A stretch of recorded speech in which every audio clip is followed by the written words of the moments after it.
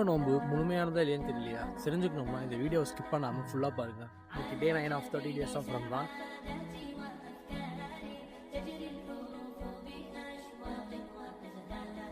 நம்ம நபி அவர்கள் சொல்லியிருக்காங்க, யார் ஒருவர் வந்துட்டு அவங்க நாவை கட்டுப்படுத்தாமல் இருக்காங்களோ, மற்றவங்களை துன்புறுத்துறாங்களோ, ஒழுக்கமா இல்லையோ, அவங்களோட நோன்பை வந்துட்டு அல்லாஹ் ஏற்க மாட்டான்.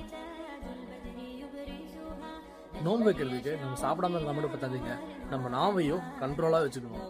நாவை மட்டும் இல்லைங்க, நம்ம பண்ணுற ஒவ்வொரு செயல்லையும் நம்ம வாழ்க்கையிலையும் கண்ட்ரோலாக இருக்கணும்.